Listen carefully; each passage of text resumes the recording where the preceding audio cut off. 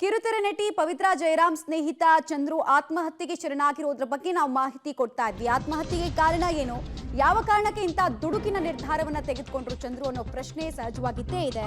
ಹೈದರಾಬಾದ್ನ ತಮ್ಮ ನಿವಾಸದಲ್ಲಿ ಚಂದ್ರಕಾಂತ್ ನೇಣಿಗೆ ಶರಣಾಗಿದ್ದಾರೆ, ಸುಸೈಡ್ ಮಾಡ್ಕೊಂಡಿದ್ದಾರೆ. ಪವಿತ್ರಾ ಸಾವಿನ ಖಿನ್ನತೆಯಿಂದ ಆತ್ಮಹತ್ಯೆ ಮಾಡ್ಕೊಂಡ್ರ ಅನ್ನೋ ಪ್ರಶ್ನೆ ಇದೆ. ಇದೇ ತಿಂಗಳ 12ನೇ ತಾರೀಕು ಅಪಘಾತದಲ್ಲಿ ಪವಿತ್ರಾ ಅವರು ಅಸುನೀಗಿದ್ರು. ಪವಿತ್ರಾ ಸತ್ತ ಒಂದೇ ವಾರಕ್ಕೆ ಚಂದ್ರು ಹಾಗಾದ್ರೆ ಯಾಕೆ ಆತ್ಮಹತ್ಯೆ ಮಾಡಿಕೊಂಡಿದ್ದು ಅನ್ನೋ ಪ್ರಶ್ನೆ ಕೂಡ ಇದ್ದೇ ಇದೆ.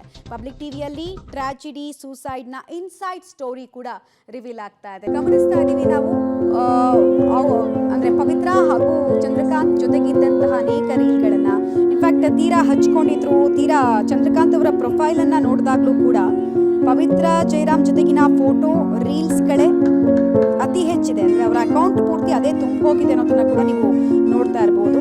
ಅವರ ಅಗಲಿಕೆ ಸಂದರ್ಭದಲ್ಲೂ ಕೂಡ ಅವರು ನೋವಿನಿಂದ ಪೋಸ್ಟ್ಗಳನ್ನ ಕೂಡ ಮಾಡಿದ್ರು. ಇನ್ಫ್ಯಾಕ್ಟ್ ಅವರ ಬರ್ತ್ಡೇ ವಿಚಾರಕ್ಕೂ ಸಂಬಂಧಪಟ್ಟಂತೆ ಪೋಸ್ಟ್ ಅನ್ನು ಮಾಡಿದ್ರು. ಇನ್ನು ಪವಿತ್ರಾ ಹಾಗೂ ಚಂದ್ರು ಸಂಬಂಧದ ಬಗ್ಗೆ ಮೊದಲ ಪತ್ನಿ ರಿಯಾಕ್ಷನ್ ಕೊಟ್ಟಿದ್ದಾರೆ. ಚಂದ್ರು ಅವರ ಮೊದಲ ಪತ್ನಿ ಹಲವು ಮಾಹಿತಿಗಳನ್ನ ಬಿಚ್ಚಿಟ್ಟಿದ್ದಾರೆ. ಮೊದಲು ಚಂದ್ರಕಾಂತ್ ನನ್ನ ಅಣ್ಣಯ್ಯ ಅಂತ ಪವಿತ್ರ ಕರೀತಾ ಇದ್ರು. ಲಾಕ್ಡೌನ್ ಟೈಮ್ನಿಂದ ಇಬ್ಬರ ಮಧ್ಯೆ ಸಂಬಂಧ ಇದ್ದಿದ್ರ ಬಗ್ಗೆ ಹೇಳ್ಕೊಂಡಿದ್ದಾರೆ. ಪವಿತ್ರ ಪರಿಚಯ ಆದ ಬಳಿಕ ಮೊದಲ ಪತ್ನಿಯಿಂದ ಚಂದ್ರು ದೂರ ಇದ್ರಂತೆ. ಚಂದ್ರು ಮೊದಲ ಪತ್ನಿ ಸ್ವಾತಿಯಿಂದ ಚಂದ್ರು ಅವರ ಬಗ್ಗೆ ಈ ವಿಚಾರಗಳೆಲ್ಲ ಬಹಿರಂಗ ಆಗ್ತಾ ಇದೆ. ಜಾಯ್ನ್ ಆಗ್ತಾರೆ ಭಾರತಿ. ಎರಡು ಆಯಾಮ. ಒಂದು, ಚಂದ್ರು ಅವರ ಪತ್ನಿ ತಮಗಾದಂತಹ ಮೋಸ ಹಾಗೂ ಅನ್ಯಾಯ ಅಸಹಾಯಕತೆಯನ್ನ ನೋವಲ್ಲಿ ಹೇಳ್ಕೊಳ್ತಾ ಇದ್ದಾರೆ. ಇನ್ನೊಂದು ಕಡೆಗೆ ಡಿಪ್ರೆಷನ್ ನಿಂದ ಚಂದ್ರು ಆತ್ಮಹತ್ಯೆಗೆ ಶರಣಾದ್ರು ಅನ್ನುವಂತಹ ವಿಚಾರ. ಸೊ ಇದಕ್ಕೆ ಸಂಬಂಧಪಟ್ಟಂತೆ ಇನ್ನಷ್ಟು ಇನ್ಸೈಡ್ ಡೀಟೇಲ್ಸ್ ಏನೇನು ಸಿಗ್ತಾ ಇದೆ ಅಂತ. ಹೌದು ಮಮತಾ, ಏನಂದ್ರೆ ಕಳೆದ 5 ವರ್ಷಗಳಿಂದ ಚಂದ್ರಕಾಂತ್ ಹಾಗೂ ಪವಿತ್ರಾ ಜಯರಾಮ್ ಅವರು ಸಹಜೀವನ ನಡೆಸ್ತಾ ಇದ್ರು ಅನ್ನೋದು ಈಗ ಬಯಲಾಗಿದೆ. ಏನಂದ್ರೆ ಹೌದು, ಭಾನುವಾರ ಏನಂದ್ರೆ ಬೆಳಗ್ಗಿನ ಜಾವ ಬೆಂಗಳೂರಿಂದ ಹೈದರಾಬಾದ್ಗೆ ಪ್ರಯಾಣ ಬೆಳೆಸುತ್ತಿರುವ ವೇಳೆಯಲ್ಲಿ ಚಂದ್ರಕಾಂತ್ ಮತ್ತೆ ಪವಿತ್ರಾ ಜಯರಾಮ್ ಗಂಭೀರವಾಗಿ ಗಾಯಗೊಂಡು ಚಂದ್ರಕಾಂತ್ ಅವರ ಕಣ್ಣೆದುರೇ ಪವಿತ್ರಾ ಜಯರಾಮ್ ಅವರು ಕಣ್ಣು ಮುಚ್ಚುತ್ತಾರೆ, ನಿಧನರಾಗ್ತಾರೆ. ಆ ವಿಚಾರವನ್ನ ಅವರು ಅಂತ್ಯಕ್ರಿಯೆ ಮಂಡ್ಯದಲ್ಲಿ ಬರ್ತಾರಲ್ವಾ, ಅಂತ್ಯಕ್ರಿಯೆ ವೇಳೆ ಪವಿತ್ರಾ ಜಯರಾಮ್ ಅವರ ಅಂತ್ಯಕ್ರಿಯೆ ವೇಳೆ ಹಂಚಿಕೊಂಡು ತುಂಬಾ ದುಃಖಿತರಾಗ್ತಾರೆ.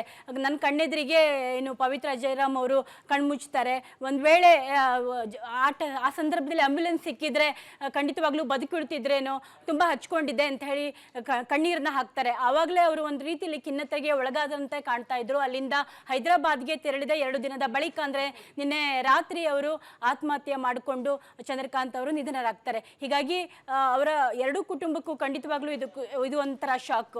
ಯಾಕಂದ್ರೆ ಒಂದ್ ಕಡೆ ಪತ್ನಿ ಕಣ್ಣೀರ್ ಹಾಕ್ತಾ ಇದ್ದಾರೆ. ಕಳೆದ 5 ವರ್ಷದಿಂದ ಪತಿ ದೂರ ಆಗಿದ್ರು. ಪವಿತ್ರ ಸಹವಾಸ ಮಾಡಿ ನನಗೆ ಹೊಡಿತಾ ಇದ್ರು, ಬಡಿತಾ ಇದ್ರು.